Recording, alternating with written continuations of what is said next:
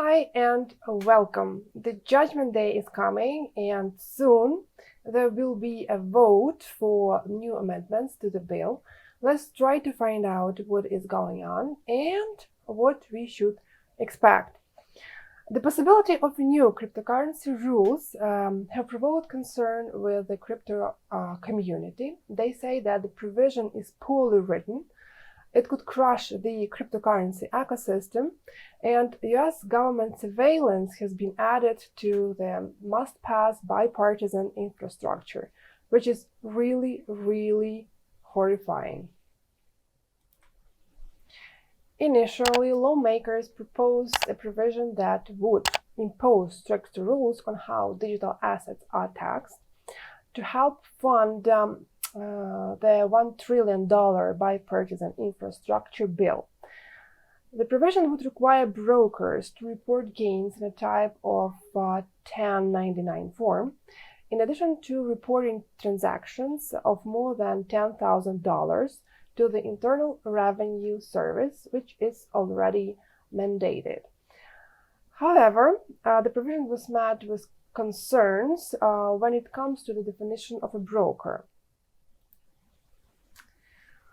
At the moment, the bill defines a broker as any person who, for consideration, is responsible for regularly providing any service effectuating transfers of digital assets on behalf of another person. The text definition of a broker is too broad, according to me, and affects non-financial services parties like miners, for example. And to me, among others, thinks that this definition should be extended.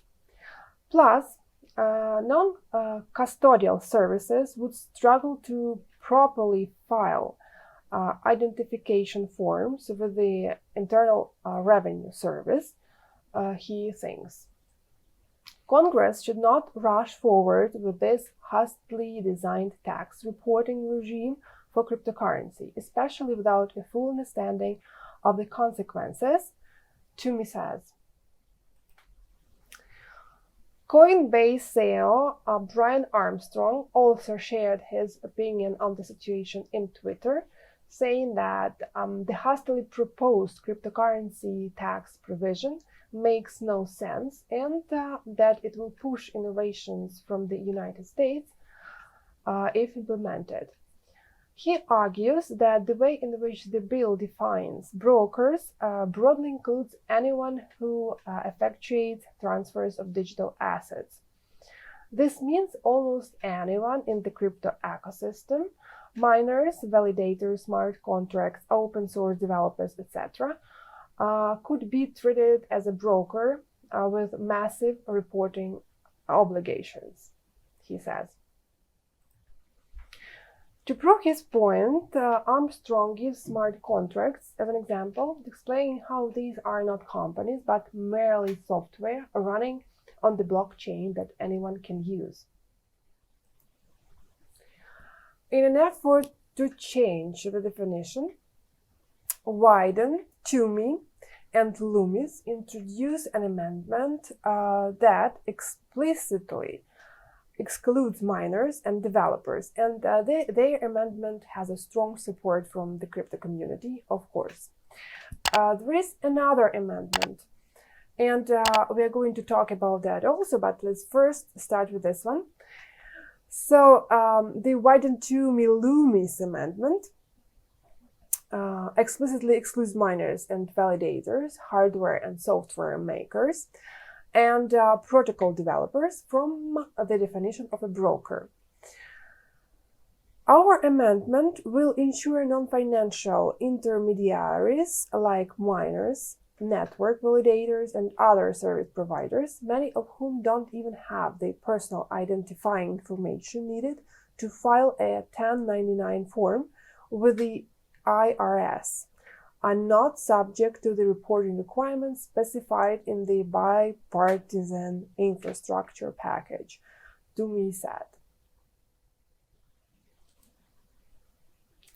Why this amendment is okay?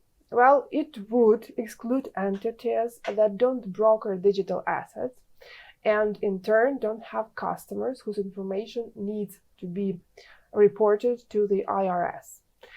Because miners, developers, and stakers typically do not have customers, they wouldn't have access to the information needed to comply.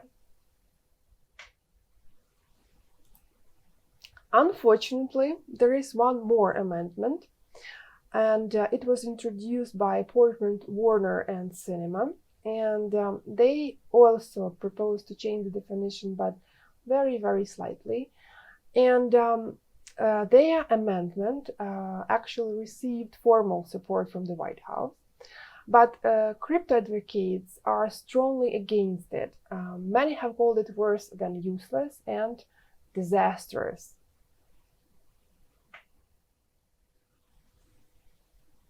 Well, this amendment reportedly only protects proof of work miners from the newly proposed reporting requirements and leaves others open to them, which is not okay, of course.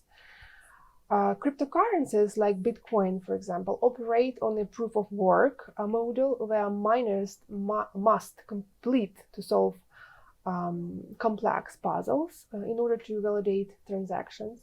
However, other cryptocurrencies use or are pursuing use of different models, like proof of stake, for example, where a person can mine or validate transactions according to how many coins they hold. And supporters of the proof of stake say that it is more efficient and use less energy, so it's better to some extent. The amendment reportedly does not protect proof of stake model. Software developers, operators, validators, or liquidity providers, to name a few, from the newly proposed reporting requirements. And of course,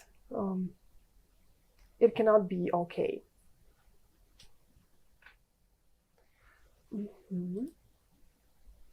Meanwhile, many people are trying to contact their senators, asking them to vote for a normal amendment. And therefore, there is a nice project called Fight for the Future. And it's fightforthefuture.org.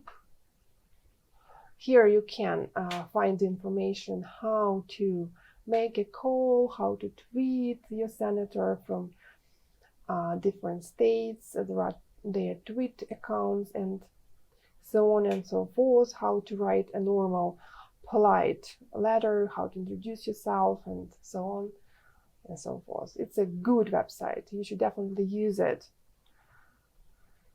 Okay, so the Senate is adjourned until Saturday, and then lawmakers will vote on the amendments and the overall infrastructure bill.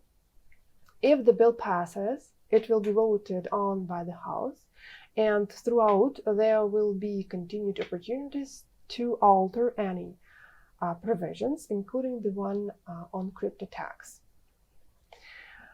Let's hope for the better, and wish good luck to Toomey and his amendment. God bless the guy. Bye. That's all for now.